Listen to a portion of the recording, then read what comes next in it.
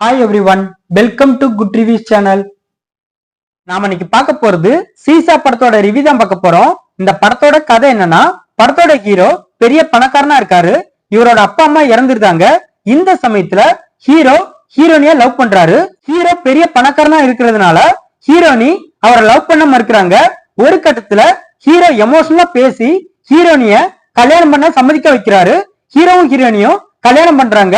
இதுக்கப்புறம் தான் ஹீரோனிக்கு தெரிய வருது, ஹீரோ சில நேரம் அப்நார்மலா நடந்துக்கிறாரு, ரொம்பவே கோவப்படுவாரு அப்படின்னு தெரிய வருது. இதனால ஹீரோனி லைஃப்ல ரொம்ப கஷ்டப்படுறாங்க. இந்த மாதிரி சமயத்துல ஒரு நாள் ஹீரோ வீட்டுல வேலை செய்யற ஒரு நபரை யாரோ கொலை பண்ணிருக்காங்கன்னு தெரிய வருது. ஹீரோவோட வீட்டுக்கு போலீஸா இருக்கிற நட்டி நடராஜன் விசாரணை பண்ண போறாரு. ஹீரோ வீட்டுல யாருமே இல்ல. இதுக்கப்புறம் நட்டி நடராஜன் இந்த கொலை பண்ண நபர் யாருன்னு கண்டுபிடிச்சாரா இல்லையா, ஹீரோவும் ஹீரோனியும் காணாம போக என்ன காரணம், இது எல்லாத்துக்குமான விடைதான் இந்த படத்தோட கதை. இந்த படத்தோட பிளஸ், இந்த காலகட்டத்தில் உள்ள பசங்க கேமுக்கு எப்படி அடிக்ட் ஆகுறாங்க, அவங்க மனதில் உள்ள எந்த அளவுக்கு பாதிக்கப்படுறாங்க, அதனால அவங்க லைஃப்ல என்னென்ன சம்பவம் நடக்குது அப்படிங்கறத படத்துல மேலோட்டமா காட்டியிருக்காங்க. அது படத்துல ஓகேவா இருக்கு. நட்டி நடராஜன் போலீஸ் கதாபாத்திரத்துல நீட்டா நடிச்சிருக்காரு. மத்தபடி படத்துல நடிச்ச எல்லாருமே தங்களோட கதாபாத்திரத்தை சரியா பண்ணிருக்காங்க. படத்துல ஹீரோ வீட்டுல ஒரு நபர் கொலை செய்யப்பட்டு இறந்து போயிருப்பாரு. அந்த கொலைய யார் பண்ணா அப்படிங்கிற மிஸ்ட்ரிய படத்தோட லாஸ்ட் வரை கொண்டு போயிருக்காங்க. அது படத்துல பரவலாம இருக்கு.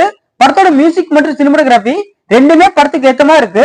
இந்த படத்தோட மைனஸ், படத்தோட ஸ்டோரி ஓரளவு நல்லா இருந்தாலும் அதை ஸ்கிரீன் பிளேல பிரசன்ட் பண்ண விதம் சுத்தமா சரியில்லை. படத்துல உள்ள ஒரு கேரக்டர் கூட ரைட்டிங்ல ஒழுங்கா டிசைன் பண்ணல. குறிப்பா சொன்னா படத்தோட ஹீரோ நிசாந்த் கேரக்டரையே ரொம்ப மோசமா தான் கிரியேட் பண்ணிருக்காங்க.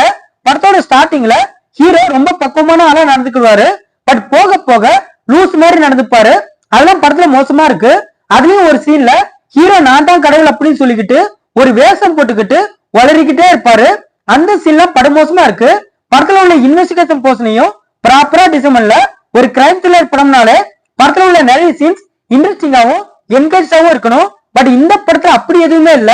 கொலை நடந்த வீட்டுல உள்ள சிசிடிவி ஃபுட்டேஜ கொலை பண்ண நபர் ஹார்ட் டிஸ்கோட எடுத்துட்டு போயிருப்பாரு. அதனால போலீஸ்க்கு அந்த வீட்டோட ஃபுட்டேஜ் கிடைக்காது.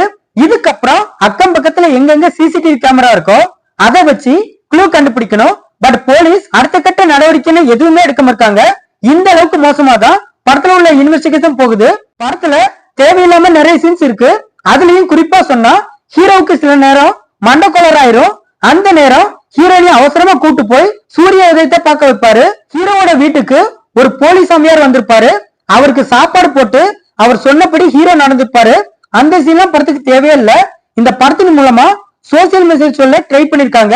பட் அது அந்த அளவுக்கு அழுத்தமா இல்ல. படத்துல உள்ள பாட்டும் சரியில்லை.